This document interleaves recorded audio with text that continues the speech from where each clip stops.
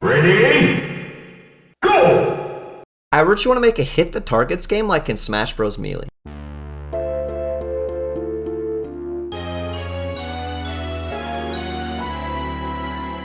Such like a neat little thing and a phenomenal game. And you know, being Smash Bros, you get so many movement options. Like you could zip across the screen with Pikachu, or like an actual fox, you could just pull out a gun and shoot the targets.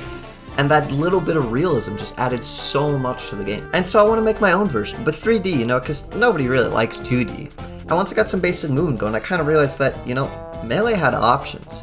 And this ain't gonna get you anywhere metaphorically or phorically speaking. And so we gotta add more movement. So I was thinking I could like implement like jetpacks or flying for people with bronze and Valorant, but like, you know, grappling hooks sound pretty fun, and Indiana Jones is cool, and I think he uses one, right? And so I started messing with an implementation I found on YouTube, and it works, and it seems pretty fun, but the issue is that the vertical mobility is kind of lacking. And so I was thinking, you know, hook shots are pretty cool, Zelda has them, and they're essentially grappling hooks. So I threw together a quick implementation, removing the direction of a ray at a constant speed, and then left the project there. I went to go fail my finals. Then, on the eve of my physics final, it came to me.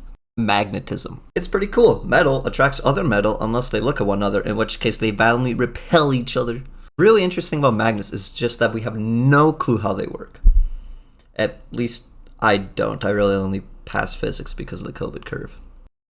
So I decided to make a force-based movement system revolving around the idea of pushing and pulling yourself towards metal. And at this point, like, aperture science was just stuck in my head, so I figured, like, I'd just do that instead of hitting the targets. And the idea lasted a good day when I realized that puzzles actually take a lot of work. Who knew? So we just have a platformer with a cube that opens doors, but, you know, it's fun to fly around. So let me give a quick overview of how this works. Left click will pull you, right click will push you. And then each button remembers where you last pushed and pulled, so that you can still perform those commands without looking at it.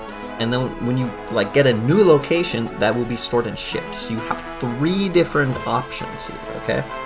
And you know, I got the movement working, so like I just threw together some levels, made it so like you could like pull this cube, and then you could shoot it and use it to like activate a trigger to open a door, which is like pretty neat. And then at this point I realized that this kinda looks bad. Like, it ain't the mud off Jeff Bezos' shoes, but we could still do a lot better by adding some backlighting.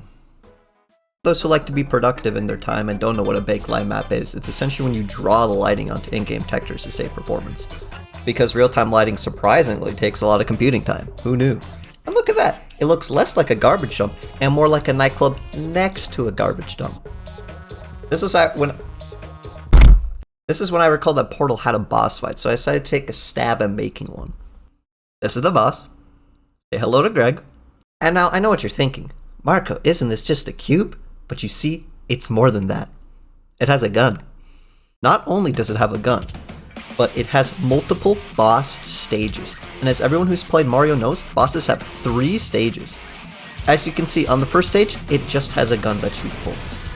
But on the second stage, we ramp it up big time. It can spin quickly. Quick side note, I forgot to mention, you kill it by pushing the magnetic bolts into the boss, you know, with left and right click. Okay, back to your irregularly unscheduled programming. Now, for the final stage, I already just gave the boss 2 guns thinking that the increased BTS would be enough to make a cool looking boss. But I realized after implementing it, I had to think outside the cube here, and find a way to make it better. So, faced with a cringe cube, my brain expanded, and I realized how to make this the best boss fight ever. I gave the bullets guns. But Marco, how do you fight this thing when the game runs at 5 FPS because you decided to spawn hundreds of bullets that recursively spawn more bullets? Well, you just kind of keep pressing down the push button and pray that either it'll kill itself or, you know, you'll kill it. If that doesn't happen, you better just hope that your GPU doesn't burn itself out and you're stuck with an integrated graphics card in your CPU because price scalpers keep racking up the price of GPUs, making it impossible to get one. You know, the usual. Now, when you're making a video game, your #1 goal should be to create an enjoyable experience for the player.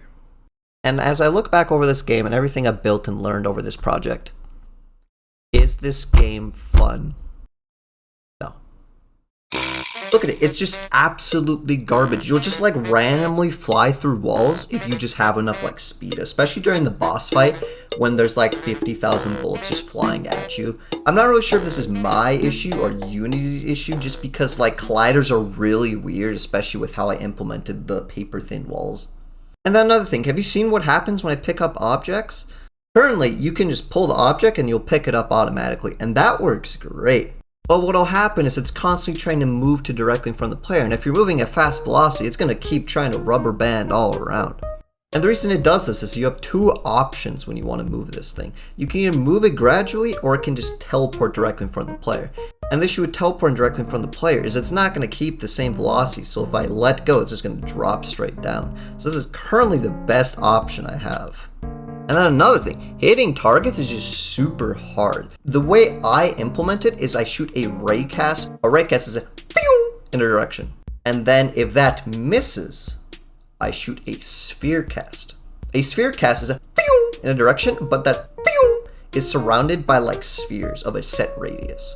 And the reason I do this is because the ray cast, you have to hit things directly on the mark. But the sphere cast, if it's within like a set distance, it's still gonna hit the target.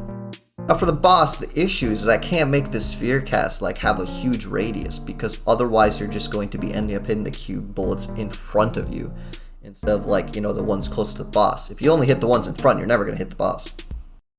But you know, other than those, it's pretty okay. So that's it. Bye bye.